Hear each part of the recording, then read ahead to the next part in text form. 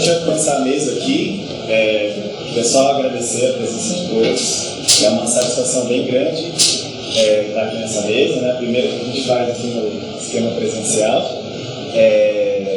E nessa primeira atividade a gente tem a honra de trazer para vocês a apresentação desse livro, que é o Nós, Mulheres ou Proletariado. Enfim, que é uma obra que a gente considera muito importante, né, de resgate sobre a luta das mulheres. Enfim, e a Adriana e a Lucena vão poder apresentar essa obra para vocês. A ideia aqui é a gente criar uma atividade presencial tem essa vantagem, né? Ficar bastante à vontade depois das exposições para comentar, intervir, colocar visões, fazer um debate. Então, sem mais delongas, eu já vou primeiro agradecer então a presença da Diana, né? A Diana veio de São Paulo, que pode estar aqui com a gente, está fazendo uma série de lançamentos desse livro, né? Agora fez em Natal, vai fazer também na Paraíba, Campina Grande e João Pessoa. Então, para apresentar a Diana, ela fez o prefácio desse livro. Ela é historiadora, fundadora do grupo de mulheres Pão e Rosa. Então ela vai comentar aqui com vocês, né? Vocês podem estar na mesa. E também agradecer a professora Laucena, que é professora do Serviço Social aqui na UFPE, escreveu a 4ª capa do livro, e, enfim, está fazendo apresentações, fez uma apresentação já também lá em Natal. Eu pude acompanhar, foi uma excelente apresentação lá em Natal. Então já vou passar a ideia aqui, a gente ter uma exposição, né, da Diana e da Laucena, e depois a gente abre para o debate. Então, sem mais delongas, primeiro vai ser Laucena.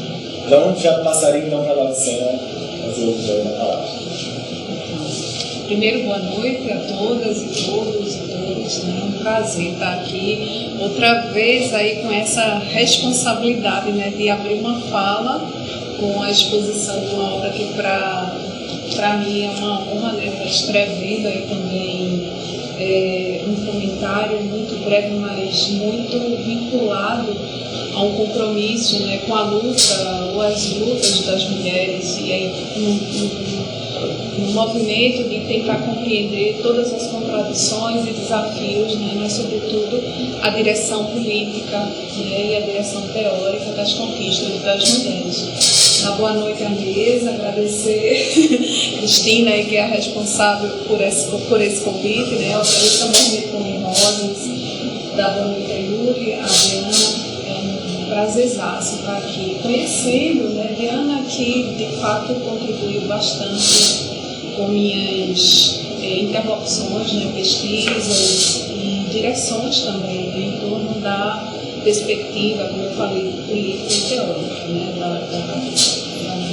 compreensão sobre o feminismo no Brasil e no mundo. Então, assim, para mim está sendo bacana estar participando também desse processo, porque a gente está num contexto e que você parece que é uma coisa fora da realidade, né? Quando na verdade não é bem assim. Então, assim, os ataques que as mulheres estão vivendo, os retrocessos, feminicídios, né, e toda a violência de modo geral, né, isso tem gerado um incômodo, mas é um incômodo no limite aí de acreditar que é possível, né, uma emancipação, uma humanização do capital. Então, assim, isso tem me inquietado bastante. E aí esse encontro com o Movimento Pão e Rosa, né, e todas as publicações que a gente tem tido acesso, e de uma perspectiva feminista revolucionária, isso nos acalma, digamos assim, no sentido de que a luta de classes ela está em curso e a luta feminista, de fato, ela está resistindo também aos ataques, né, a essa suposta defesa ou a essa ideia, né, de uma suposta humanização do capital, de uma linha, de uma direção de conciliação de classes, como que se isso fosse o máximo possível que a gente pode ter em termos de conquistas. Então, assim, o livro, quando eu fui convidada, né, para fazer esse comentário do livro, foi um momento muito difícil para mim, né? E isso foi muito marcante, porque foi um momento que eu perdi uma pessoa, a mulher mais importante da minha vida, que foi minha mãe, E aí, essa leitura, ela me acalmava um pouco, porque o livro dizia para mim que a gente precisa, né, de alguma forma, estar honrando a luta histórica de tantas mulheres, né? E eu lembrava da luta da minha mãe para conquistar tanta coisa que ela conquistou, né? E que conseguiu constituir na história dela, referenciando para as filhas, por exemplo, né? Um legado de resistência, um legado de luta, e assim foi muito marcante para mim, né? Por isso que é difícil. Lá em Natal eu me emocionei bastante, eu não vou dizer que eu não estou hoje. O pessoal que me acompanhou, que me socorreu, sabe muito bem, e depois eu refleti, né?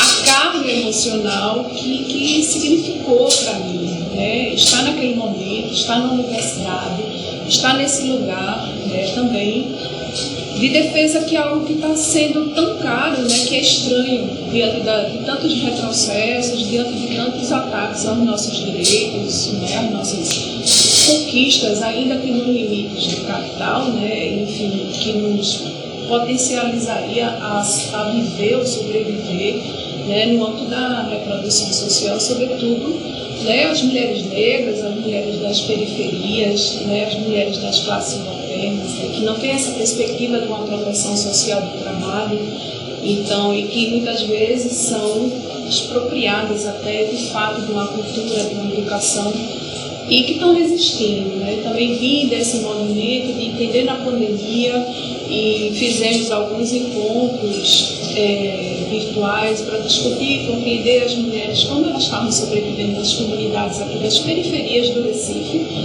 Então, assim, o momento foi um momento da leitura do livro, né, da Josefina Martins, foi uma riqueza para mim, foi inclusive de dizer, né, para mim que isso faz sentido, né, que essa direção teórica, essa direção política faz sentido, apesar de todas, né, as dificuldades que a gente está passando.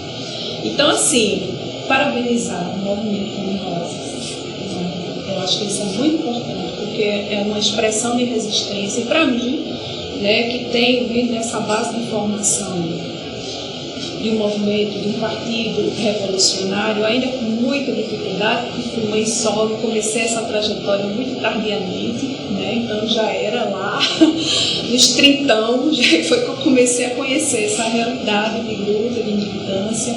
Então é muito importante a gente entender, né, de onde parte tudo isso, né? De onde que vem essa história, de onde que vem esse legado, né?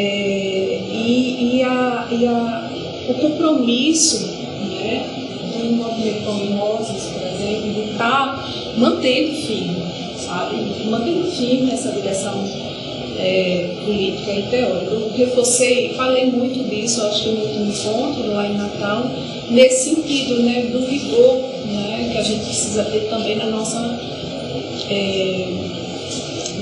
militância, nosso rigor teórico, nosso rigor político. Então, e de lá para cá não tem sido fácil. Tudo que eu já recebi, né, de questionamentos, que eu estava muito radical, que eu não podia sair dessa perspectiva, porque o momento, o horizonte não é de ampliação, né, dessa direção, de uma crítica, do radicalismo, né? Então, assim, eu falei lá em Natal um pouco da ortodoxia, né, no sentido do método, da perspectiva teórica, né, da consciência de classe, de si para si, né, mas sobre uma mediação feminista, de um feminismo revolucionário. Então, para mim, isso não é pouco, isso é muito forte, isso é muito potente, isso de fato dá uma direção de crítica dessa realidade que a gente não aceita mais, não consegue mais, né, respirar, às vezes até que literalmente, né? Então, que ataca o meio ambiente, que ataca, né, a nossa reprodução social como um todo. Então, antes de eu entrar no livro em si, né, eu queria destacar esses elementos de fundo, né, de fundo no sentido da gente pensar, né, pensar a potência que é uma publicação como essa daqui que a gente está aqui hoje lançando, né, já vocês vão ver a Diana, né, então isso é muito bom também, é uma oportunidade ímpar, mas da gente pensar que a história não acabou, né, que a luta de classe está viva e que a luta feminista ela tem uma outra direção que não só da conciliação de classes. Então eu queria destacar isso para a gente fazer uma primeira, né, apresentação no sentido de reforçar, né, esse compromisso com a obra, né, que, como eu disse, não foi só de caráter emocional, mas foi um compromisso com a obra no sentido da potência que ela representa, né, para nossas lutas cotidianas e para nossa luta no sentido já de um projeto, de um programa, de fato, feminista e revolucionário. Então, eu ressaltei isso lá em Natal, né, eu acho muito rica a capa, né, porque ela fala dessa diversidade humana, dessa diversidade dos sujeitos, né, que nos pertencem, que fazem parte da nossa vida, da nossa história. Eu sou professora e aí é tudo muito novo. Cada semestre é algo novo que chega para mim, é uma novidade, então é uma juventude que se renova, que se reinventa, né, e que resiste a tudo isso, trazendo, se afirmando como ser nessa diversidade, né. Então eu acho que a capa ela representa isso também, né, essa unidade que é possível ser feita sob a perspectiva de classe, de raça, gênero, diversidade geracional, né. Então eu acho que reforça, ainda que nos tenha aí também um debate aberto para a gente confrontar as contradições existentes, né, e os limites existentes também na história, nos legados, né, que a gente vai compreendendo, aprofundando ao refletir e amadurecer um pouco mais sobre os limites também de alguns processos. Mas é necessário a gente entender que há uma direção aqui explicitamente anticapitalista, antirracista, né, antipatriarcal e antineoliberal. Então, acho que isso é importante, né, ser destacado. Bem, eu vou apresentar a obra que foi, né, para isso aqui também que eu vim, antes de passar a fala para a Diana. Bem, ressaltar, né, a importância da leitura, né, a Josefina Martins, falar correto, porque tem uma pronúncia, né? Então, na introdução, a edição brasileira, a Josefina Martins, ao repor alguns dados da realidade de exploração e expropriação dos direitos da classe trabalhadora na atual conjuntura de crise e decadência desse modo de produção, ela nos lembra duas coisas. A primeira diz que não, aspas, né? Não é só o vírus, é o capitalismo patriarcal e racista, fecha aspas. E a segunda nos revela que a luta de classes está viva e afirma a autora, abre aspas, nos últimos anos ocorreram mundialmente importantes jornadas de protestos e mobilizações do movimento de mulheres e LGBTQIAP+, né, protestos antirracistas e etc. Fecha aspas. Desta perspectiva, um dos objetivos do livro, Nós, Mulheres e o Proletariado, é recuperar essa enorme tradição de combates de gênero e de classe e fazer brilhar, no momento, os múltiplos fios que a unem como presente. Prefaciada por Diana e Letícia, quem tive também o prazer de conhecer lá em Natal, o livro carrega a sua densidade teórica e política. E além da introdução do seu rico anexo, a obra se divide em duas partes centrais que unem passado e presente nos termos, né, da própria Josefina. A primeira parte ela discorre sobre algumas greves históricas, e aí citamos a greve do pão e rosas, as greves das inquilinas, a revolta das mulheres contra a fome em Barcelona, Málaga e Alicante. E aí ler sobre isso não foi sem choro, viu? É muito forte, já devo alertá-los e alertá-las, né, quem tem uma sensibilidade. Enfim, dentre outras mobilizações e organizações que revelam a força política das mulheres, cuja consciência de classe feminista adquiriu uma centralidade a partir dos processos de exploração dos seus corpos e trabalhos. Isso não é pouca coisa. A segunda parte do livro, ela aponta o movimento das mulheres em luta no tempo presente, expressões das greves e as novas formas de auto-organização. Em síntese, o livro nos brinda com uma rica sistematização acerca da organização das mulheres ou como sintetiza a Josefina Martins, o livro nos fala, abre aspas, da potencialidade de um feminismo de classe e anticapitalista, um feminismo que tem seu núcleo nas reivindicações e métodos de luta das trabalhadoras por sua emancipação, fecha aspas. Então, referenciado pela crítica ao capitalismo patriarcal narcisista, que sobre a divisão social internacional do trabalho, da divisão sociossexual racial do trabalho em cada particularidade sociohistórica, intensifica os corpos e vida das mulheres historicamente. E aqui está sendo referenciada a crítica que ela faz, né, sobre essa relação, né, estabelecida, e essa estruturação já denunciada por Trotsky e Lenin.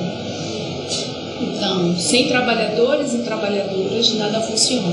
As greves, caso se generalize, né, tem algumas das citações no livro, tem esse potencial transformador, fecha aspas. Portanto, da perspectiva dessas experiências, os capítulos do livro Nós Mulheres, o Proletariado, e aí eu vou ler todo, greves de mulheres trabalhadoras ontem e hoje, desnudam que os processos de superação da ordem burguesa impõem a urgente organização da classe operária, tomando como ponto de partida as condições de vida e trabalho das mulheres da classe trabalhadora, o destaque das classes subalternas. Nestes termos, o livro levanta, pela mediação das escritoras, autoras, né, a bandeira de luta, trabalhadora do mundo unidas, né? E eu acho uma das grandes riquezas, né? Lembrar que a classe trabalhadora, a classe operária, né, tem sexo feminino, né, e uma diversidade. Eu acho isso muito legal, porque quando eu comecei a estudar aqui nessa universidade, eu comecei estudando um texto, né, eu não me lembro a autora, mas que destacava, agora fugiu, nessa hora fugiu, destacava que lembrava que a classe operária tem dois sexos, né? Então assim, nós mulheres, né, já lutávamos há séculos, né, em uma disputa, inclusive, né, dessa condição operária para superar a dependência do homem, né, a subalternização, a opressão patriarcal, capitalista, né, desse Estado. E foi recente, né, final do século XX, esse texto é publicado para lembrar o movimento sindical, né, que a classe operária tem dois sexos. Até então, isso já era revolucionário, era um grande salto, ainda que a gente faça uma discussão de uma diversidade hoje, né, que veja como a gente avançou em termos teóricos e políticos. Mas, enfim, essa é a minha fala, agradecer de novo a oportunidade de estar aqui contribuindo e destacando alguns pontos relevantes dessa minha reflexão sobre o livro, que não se esgota aqui, mas recomendar que todas que estejam afim, né, de fato desnudar essa história, né, da luta das mulheres e essa sistematização riquíssima que a Josefina faz, né, e que tem aí um anexo importante da Letícia, que na fala dela, na mesa dela, ela trouxe, né, fez a exposição e apresentou sobre, né, uma questão racial, a questão racial no Brasil. Então, agradecer é isso, gente. Obrigada.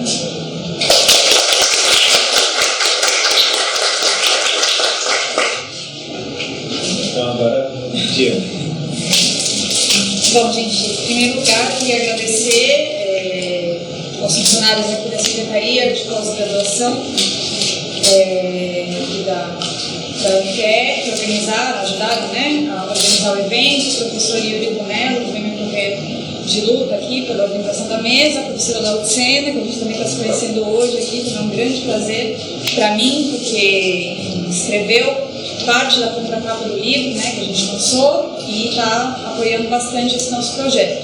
Também queria agradecer a Cristina Santos e o Gabriel Fardim, são companheiros meus aqui também, aqui de Recife, que colaboraram com a elaboração, um pouco a preparação das considerações que eu vou colocar aqui hoje. E também dizer que é um prazer estar aqui, enfim, com todos vocês, uma atividade presencial, é a primeira vez que eu participo de uma atividade aqui na UFE, então também estou bastante contente com isso. Em primeiro lugar, eu queria começar colocando o nosso repúdio como grupo de mulheres que estão em rosas ao que aconteceu na última semana, que eu imagino que todo mundo acompanhou, né, no Norte de Roraima, onde a gente viu ser noticiada a brutalidade, né, de garimpeiros que entraram numa aldeia, né, Yanomami, e estupraram uma criança de 12 anos até a morte, né, e outra criança de 3 anos que foi jogada no rio, está desaparecida, inclusive, depois dessa brutalidade, a comunidade onde essas crianças viviam, mais 25 pessoas foi encontrada queimada e ainda não se tem notícia dos moradores, né? Uma violência bastante absurda, que tomou bastante conta aí do país nesses últimos dias, e que eu queria colocar o nosso repúdio bem forte. Ano passado a gente, inclusive, pelo Esquerda Diário, que é o nosso site, né, que a gente funciona pelo Põe Rosas, pelo MRT, a gente soltou uma série de matérias denunciando também como o Bolsonaro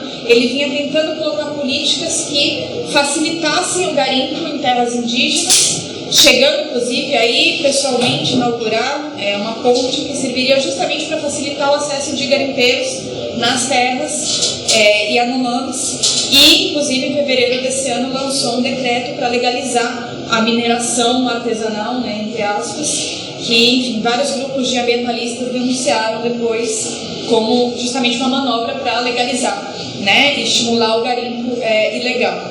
E, enfim, coloco isso porque a gente está justamente lançando esse livro no momento de convivendo com esse governo tão reacionário que, enfim, abre espaço para atrocidades desse tipo. Então, colocado isso, eu queria passar um pouco ao livro, né, que a Laucena já fez uma primeira apresentação excelente para contar um pouco as ideias que a gente queria transmitir nesse livro, e pegar especificamente um pouco do prólogo, né, que a gente escreveu, eu e a Letícia Parks, onde a gente tenta sintetizar um pouco as ideias principais do livro. E a gente começa esse prólogo, né, se perguntando, né, quando a gente pensa na palavra proletariado, o que vem à nossa mente? Que é o nome do livro, né, Nós Mulheres do Proletariado. E muitas vezes, né, essa palavra proletariado traz um pouco uma imagem de operários brancos, de macacão, na fábrica, uma ideia mais nesse sentido. Em outros momentos também vem à tona a famosa frase do Karl Marx, inclusive hoje é aniversário do Marx, que finaliza magistralmente o Manifesto Comunista com a frase proletários de todo mundo unidos, né, que é uma frase bastante forte. E a gente se pergunta, né, bom, o que aconteceria se esse imaginário, né, começasse invadido por operárias fabris da China ao México, por trabalhadoras da saúde da Alemanha à África do Sul, por empregadas domésticas negras do Brasil, as Filipinas, por professoras dos Estados Unidos, da França. Quem é esse rosto feminino que em pleno século XXI sacode o imaginário de todos? Bom, no livro a gente tenta dizer que somos nós, mulheres, o proletariado, né? Uma classe trabalhadora com rosto de mulher e particularmente com rosto de mulher negra. Então, esse livro, né, da Josefina Martinez, nossa companheira da Espanha, foi originalmente publicado em Madrid, em março de 2021, lá com o título Não Somos Escravos, e é um livro que eu acho que permite a gente mergulhar não somente nesse imaginário, né, mas na dura realidade das mulheres trabalhadoras. Né, mas eu acho que é importante remarcar que não é um livro de denúncia somente para denunciar as condições de trabalho ou de lamento, né, bom, essa é a situação que estão as mulheres trabalhadoras, né? Mas justamente a dura realidade que é apresentada a partir do enfrentamento. A gente vai ver histórias de piquetes, greves, ocupações, mobilizações de rua, né? Ou seja, esse rosto feminino em ação, né? Uma classe operária feminina em movimento, em luta, em mobilização, mas também na sua auto-organização, né? Nas entranhas profundas do processo de resistência, quando essas mulheres são acometidas pela dupla jornada, pela precarização, pelas consequências da reprodução social, né, pelo peso do patriarcado. E a Josefina, ela mostra que esse grito uníssono, né, não é apenas de um país, mas que está em todos os países e várias gerações, mostrando justamente o alcance na história dessa luta de classes com o rosto de mulher. Então, o livro ele tem vários capítulos, que cada capítulo vai contar um pouco da história de uma greve, que tem as mulheres na linha de frente.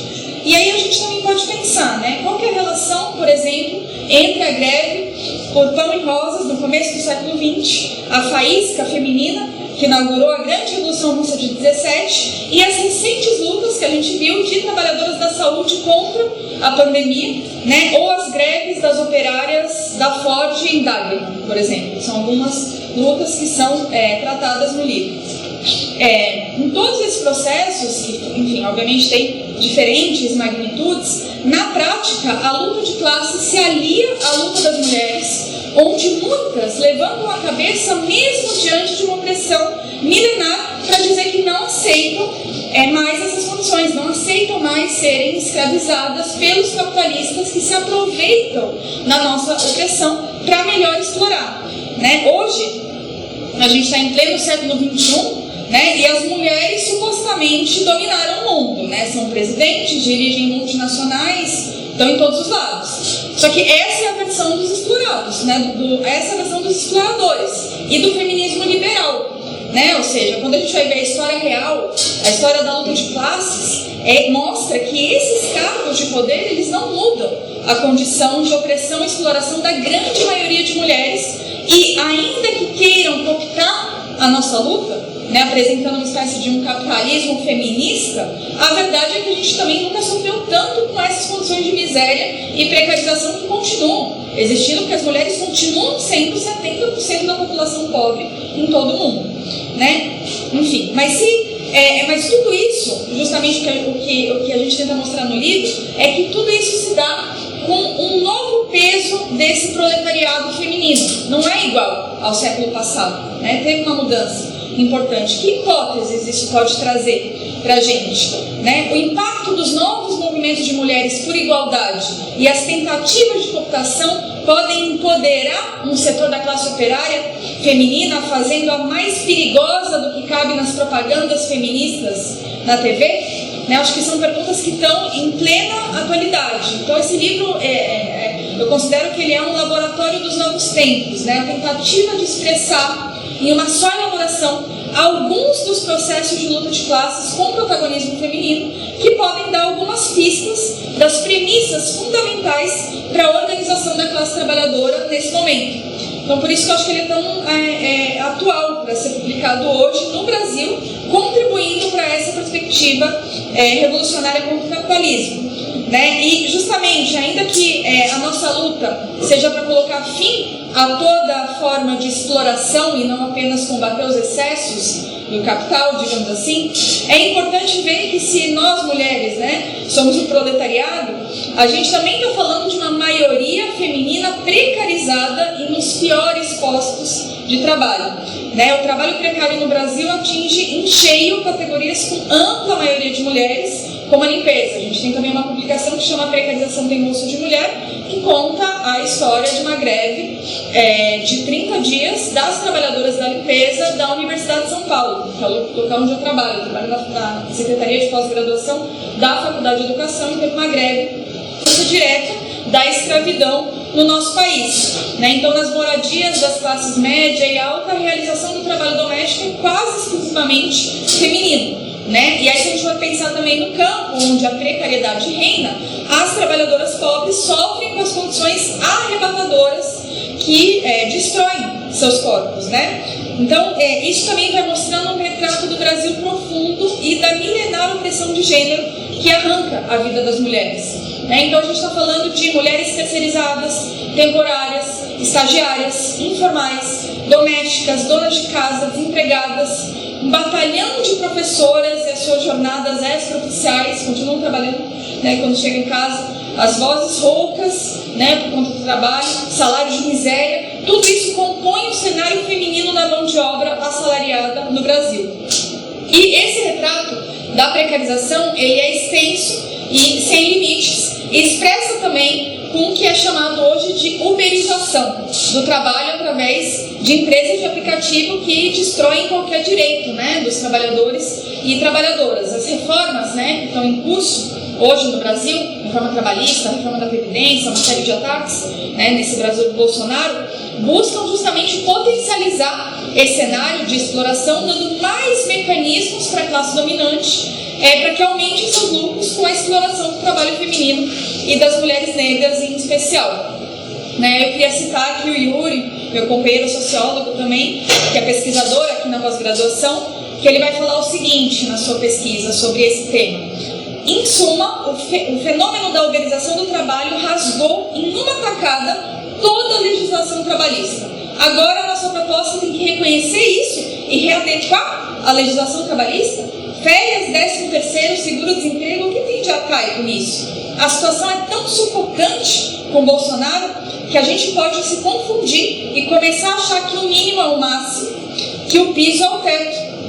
Antes nós falávamos que a batalha dos sindicatos deveria ser por incorporar trabalhadoras e trabalhadores terceirizados ao quadro efetivo de funcionários, com todos os direitos, igual trabalho, igual salário. Porque agora a gente vai aceitar a separação dos uberizados e a legislação especial. Uma batalha que muitos dos que pensam ligados à classe trabalhadora têm feito é denunciar visceralmente o fenômeno da uberização, do falso empreendedorismo, das modalidades selvagens de exploração laboral na atualidade. Não renunciemos a isso de forma alguma, não readequemos a legislação. É necessário lutar sem mediação pela revogação completa da reforma trabalhista, que a gente levante a consigna de empregos com direitos para todos, trazendo os jovens trabalhadores uberizados, maioria de empregadores, para dentro da legislação trabalhista com todos os direitos, e também lutar pela redução da jornada de trabalho sem redução salarial, com distribuição dessas horas entre empregados e desempregados. Acho que é uma situação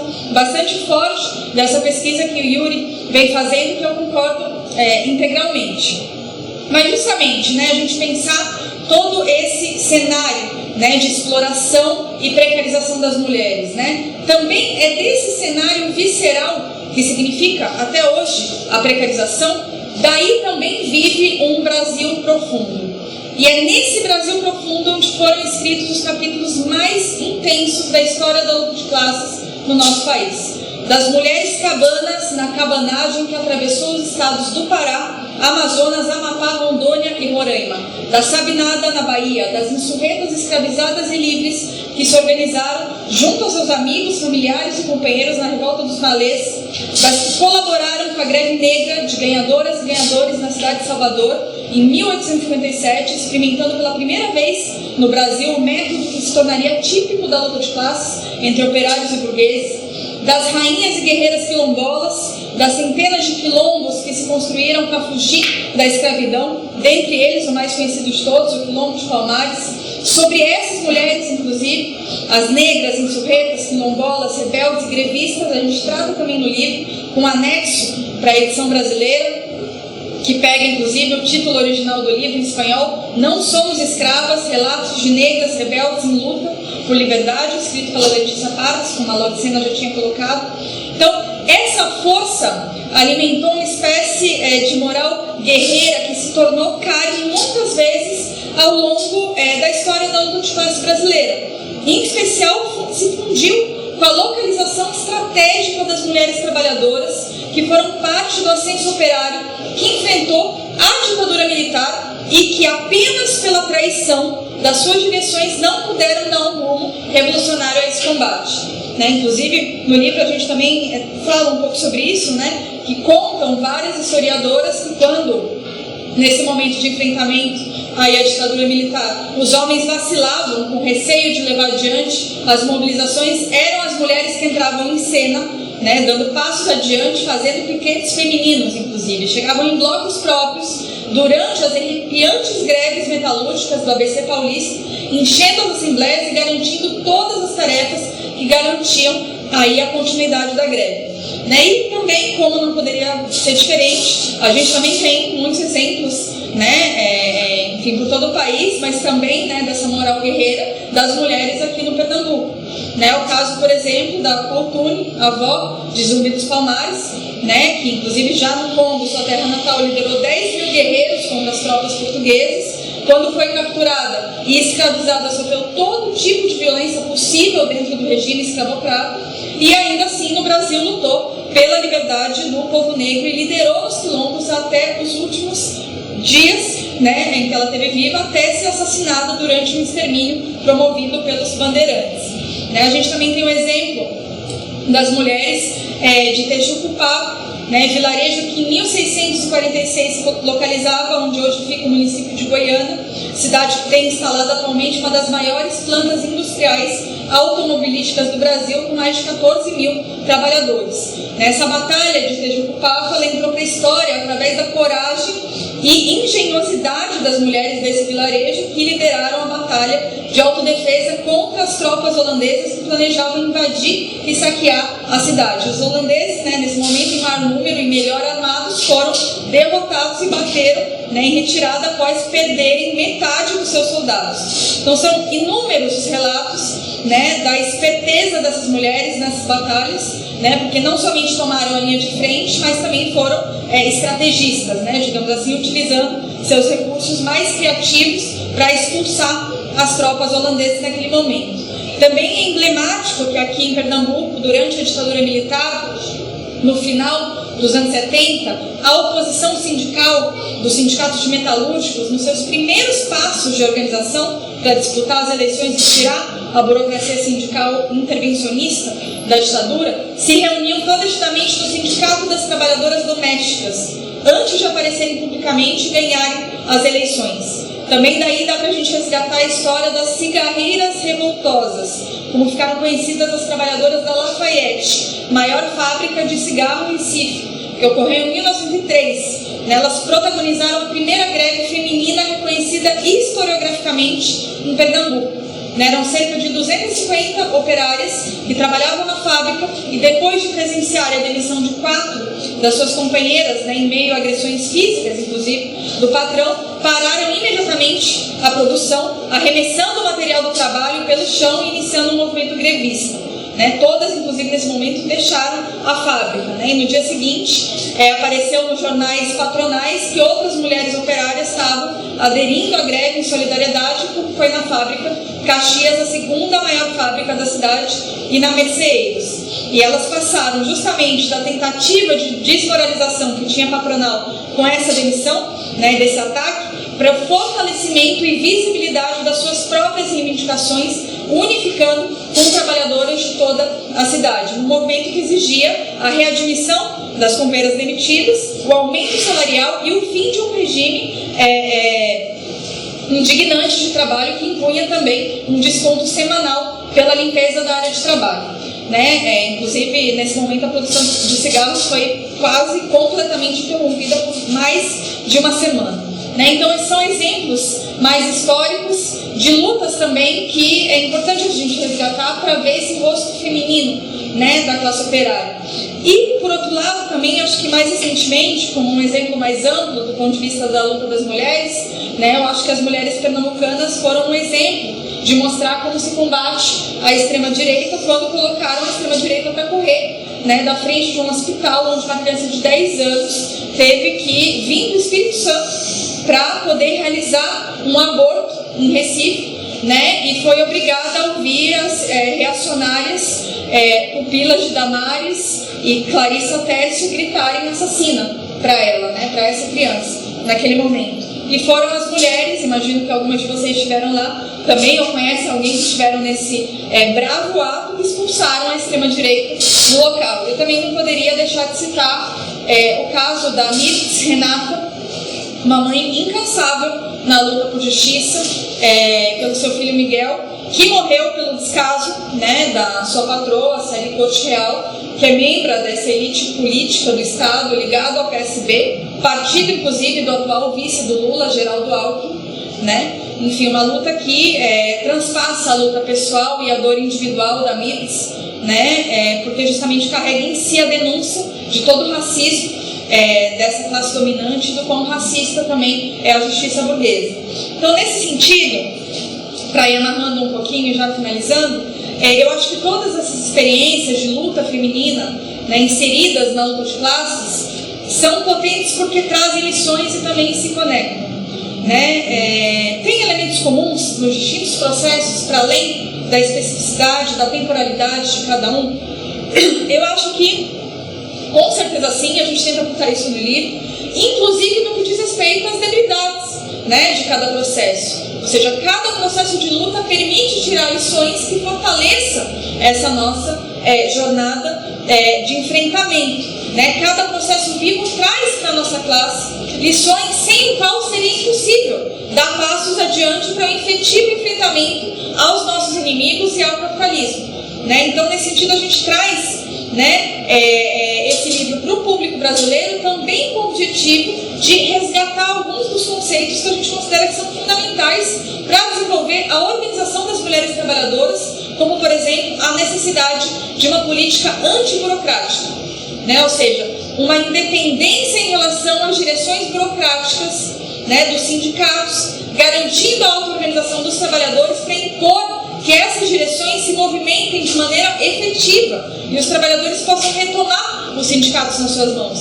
né? Que essas direções não controlem a luta, não impeçam a luta, não dividam a luta. Uma coisa é a luta das mulheres, outra coisa é a luta dos trabalhadores. Não, são demandas que têm que andar lado a lado. Então isso é uma coisa fundamental. Por outro lado, a unidade da classe trabalhadora, que significa sim a aliança entre homens e mulheres da classe trabalhadora, negros e brancos, né, a comunidade LGBT, empregados e desempregados, lembrando que o estado de Pernambuco lidera os maiores índices de desemprego e informalidade do país. São 19,9% de desempregados e 40% de informais, né? Justamente para entender quem são os nossos inimigos, né? Obviamente existe também uma luta no seio da nossa classe contra todas as formas de opressão, né? E pela unidade da classe contra toda a fragmentação entre efetivos, terceirizados e temporários, né? Uma batalha decisiva para a luta das mulheres, que são, como eu já tinha falado, maioria entre os precarizados. Por outro lado também, a aliança com a juventude, né, como um setor explosivo que pode se aliar com a classe trabalhadora, né, e com as mulheres trabalhadoras em especial. Nesse livro que eu estava relatando antes, né, da greve das terceirizadas na USP, o papel dos estudantes foi decisivo para a luta das trabalhadoras. Os estudantes saíram da sala de aula para estar na greve. Falavam, não, a gente está aqui aprendendo sobre a escravidão na sala de aula, e quando tem trabalhador que trabalha como escravo fora da sala de aula, que entra de cabeça baixa na universidade. Então essa é uma aliança que é muito potente, que mostra que essa classe trabalhadora pode ter hegemonia operária sobre o conjunto dos setores oprimidos, ou seja, pode ser o setor dirigente que, pelo seu papel na produção, tem a capacidade de ser a classe revolucionária da nossa época, né, levantando de maneira vibrante o embate contra todas as mazelas que sofre o conjunto da população pobre. Então, esses são conceitos que a gente traz no livro, que a gente acha que podem ser úteis no momento em que a gente vê, né, nos últimos anos, se desenvolver um fenômeno internacional das mulheres, a partir do qual também teorias e ideologias de todo tipo retornam, né, em novos formatos, com o objetivo também de manter o status quo da sociedade de classes, né? Em outras palavras, desde o liberalismo, né, do feminismo liberal, até as variantes reformistas. Então, justamente no momento delicado que a gente vive no país, com um governo de extrema-direita comandado pelo Jair Bolsonaro, pelo general Mourão, contando também com as instituições do regime golpista, como é o Congresso Nacional, o STF, também, que ajudaram não somente a levar o Bolsonaro ao poder, né, mas também a garantir todas as reformas antioperárias. A gente também tem que ver que as alternativas de conciliação, né, de conciliação de classes, que justamente abriram caminho para a direita e para a extrema-direita não podem ser uma alternativa, como mais uma vez quer apresentar o PT agora aliado com Geraldo Alckmin, né, um verdadeiro espancador de professores. A gente que é de São Paulo sabe bastante bem, que já apanhamos várias vezes do seu governo. Então, desde o Põe em Rosas, a gente coloca que esse crescimento, inclusive, da extrema-direita no Brasil é também uma reação ao movimento de mulheres, né? E a gente pode acrescentar também a atualidade, né, da luta contra o racismo. E muitas vezes dá a impressão que a extrema-direita tem mais nítido o potencial da luta das mulheres do que setores da esquerda que embarcam justamente em campanhas com setores que defendem até o Opus Dei, né? Como é o caso do Alckmin, né? Uma instituição extremamente reacionária, inimiga histórica do direito das mulheres e etc. Enfim, na nossa visão, não é com esses setores que a gente vai conseguir construir um caminho de independência de classes. E, bom, esse elemento é muito importante porque todo esse histórico que a gente tenta resgatar da luta das mulheres, né, não é um resgate em geral da luta das mulheres, de todas as lutadoras, de todas as greves, etc. É para tentar buscar um caminho que seja um caminho de independência de classes. Isso não se desconecta da política também nesse momento. Então, se a gente quer enfrentar também a opressão, né, toda a opressão que o Bolsonaro perpetua, né, nesse momento aqui, frente a esse governo reacionário, tudo isso também não dá para esquecer, né, que foi o governo do PT que liderou as tropas brasileiras no Haiti, por exemplo. Não dá para apagar isso da história. Isso é inapagável da história. E contra isso a gente precisa se levantar e querer construir uma alternativa que seja justamente diferente. E por isso a perspectiva marxista revolucionária que a gente apresenta nesse livro permite essa leitura da luta de classes como um mapa da história, separando-se, inclusive, das experiências de burocratização stalinista que, diga-se de passagem, atacaram frontalmente as mulheres. E aí eu queria indicar também um outro livro que a gente publicou com a Boitempo Editorial, que é Mulher, Estado e Revolução, da historiadora norte-americana Wendy Goldman, onde fica claríssimo o papel dos stalinistas, né, dessa burocratização em relação aos direitos das mulheres na Revolução Russa. Então é muito importante. Ao contrário, né, o que a gente está tentando apresentar aqui é a perspectiva do marxismo revolucionário, que nos dá as ferramentas para preparar uma luta pela emancipação feminina e de toda a humanidade, que só vai ser possível destruindo o capitalismo e abrindo espaço a uma sociedade sem exploração e opressão. Né? Então, é nesse sentido que justamente esses movimentos todos que a gente viu nos últimos anos, com as mulheres se levantando em vários países, podem também dar algumas pistas,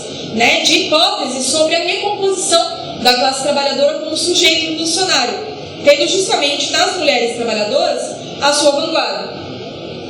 Vão ser essas mulheres empoderadas por todo o discurso feminista que vão poder também sacudir os sindicatos burocratizados e majoritariamente masculinos e brancos? Né? Essa é uma pergunta. A ideia da igualdade de gênero e de direitos para as mulheres, e especialmente para as mulheres negras, podem ser uma faísca que coloque as trabalhadoras na linha de frente da luta não somente contra os ataques, mas contra o capitalismo? Enfim, essas são algumas interrogantes que constatam que a revolução no Brasil vai ter rosto de mulher, e particularmente de mulher negra, como os estratos mais explorados e oprimidos da nossa classe, né? Sendo parte de uma luta necessariamente internacionalista, né? O exemplo das manifestações Black Lives Matter nos Estados Unidos, com setores desse movimento que buscaram uma aliança, né, com a classe operária, bem como os impactos que a gente viu esse movimento ter internacionalmente, também apontam nessa perspectiva. Né? Eu acho que são interrogantes que também, a algum nível, já começam a ser respondidas. Inclusive, nesse momento, os Estados Unidos está passando por uma verdadeira onda de sindicalização, né? E chama a atenção o rosto dessa nova geração, né? Que está lutando pelo seu direito de organização. Uma maioria de mulheres LGBTQIA+, negras, latinas, asiáticas, africanas, com idade média de 20 a 22 anos, são chamadas de geração U, em referência a unions, né, aos sindicatos, e que estão ao mesmo tempo agora lutando contra um ataque histórico ao direito ao aborto nos Estados Unidos, que também foi conquistado com muita luta. Né? É uma expressão de como, apesar de todo o esforço da burguesia imperialista estadunidense em desviar o processo de luta negra, que eclodiu no Black Lives Matter para dentro dos marcos institucionais, com a eleição do Biden e também da Kamala Harris, uma mulher negra no poder que bombardeou também países do Oriente Médio. Esse foi um processo que agora segue ecoando nas lutas que estão acontecendo nesse momento, né? E eu acho que justamente são processos como esse, né, como subproduto de episódios intensos da luta de classe, que podem também criar camadas de dirigentes mulheres em quantidade e qualidade superior ao que a gente viu em outros momentos históricos, onde a classe trabalhadora era majoritariamente masculina. Então, esse livro é, portanto, um golpe de morte ao feminismo liberal que nos apresenta um estreito horizonte de uma realização individual, né? E, obviamente, ainda que a nossa concepção não se reduza a um obreirismo economicista, né, uma vez que a gente, como marxista, enxerga que a opressão de gênero atravessa todas as classes sociais, a gente também identifica claramente que a combinação entre opressão e exploração tem efeitos infinitamente mais devastadores para a vida das mulheres trabalhadoras e negras, né? Por isso, quando querem diluir a gente numa identidade de gênero que não fornece para a gente nenhum tipo de pertencimento real, é a hora que a gente tem que olhar de olhos bem abertos para a classe operária desse século XXI. E quando perguntarem quem somos, a gente pode responder: somos nós, mulheres, o proletariado. A gente é parte de uma poderosa classe em movimento que precisa buscar a unidade programática entre homens e mulheres, negros e brancos, de uma mesma classe, atuando ao lado da juventude, dos movimentos sociais, mas com a certeza de que essa potência feminina nas entranhas da classe operária brasileira e mundial é certamente a camada da classe operária que mais sofre com o velho, e por isso a gente acredita fortemente que vão ser a linha de frente da luta por um novo futuro para a humanidade, e a gente está falando de uma sociedade comunista. Então era isso, gente, para apresentar um pouco o livro para vocês. Fico por aqui.